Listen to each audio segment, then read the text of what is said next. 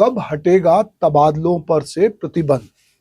दरअसल तबादला कई तरह से फायदे में या नुकसान में होता है, और जो सरकार में बहुत सारे लोग होते हैं वो तबादला उद्योग भी संचालित करते हैं। छत्तीसगढ़ में 2022 में एक तबादला नीति बनी जो सामान्य प्रशासन विभाग ने बनाया। अब 2025 है पर उस नीति पे क्रियान्वयन नहीं हुआ। वो मध्य प्रदेश की तर्ज पे बनी थी।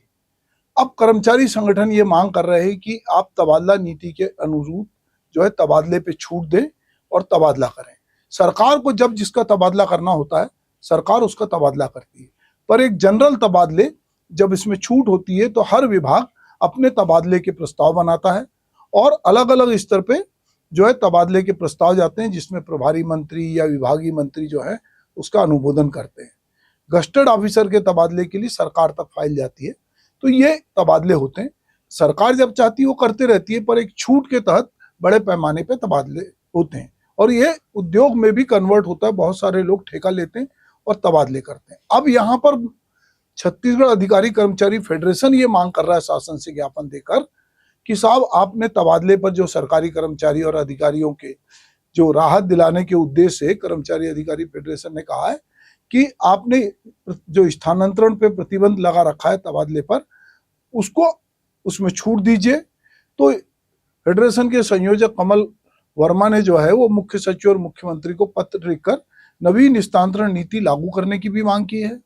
और उनका कहना है कि वर्ष 2002 में सामान्य प्रशासन विभाग द्वारा स्थानांतरण की जो नीति जारी की गई थी उसका 3 साल बीतने के बाद भी लगे प्रतिबंध को नहीं हटाया गया है।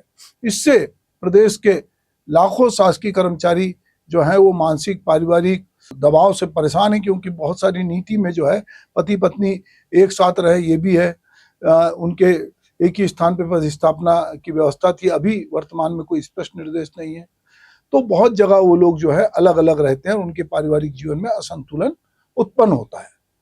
इसके पूर्व जो मान्यता प्राप्त संगठन है उनके पदाधिकारियों को भी स्थानांतरण में छूट थी, लेकिन वर्तमान में स्थानांतरण नीति में इसका कोई उल्लेख नहीं है।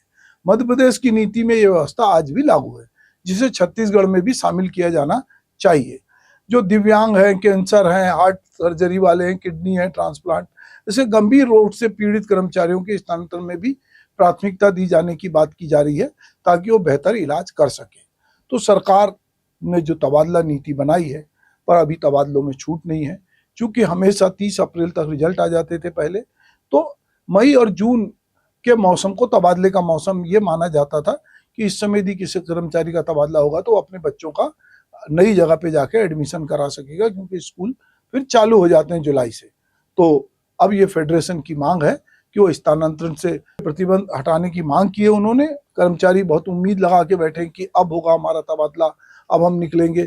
सरकार की भी मंशा होती कि जो नए कर्मचारी आते हैं, अधिकारी आते हैं, पहले उनको दूरस्थ अंचलों में पदस्थ किया जाता है और वहाँ के बाद फिर वो लोग कोशिश करते हैं कि ऐसी जगह आ जाएं जो शहरी नेटवर्क के नज़दीक हो। तो बहुत सारे लोग उम्मीद लगा के बैठे कि अब तबादला से प्रतिबंध हटेगा और उनका तबादला होगा।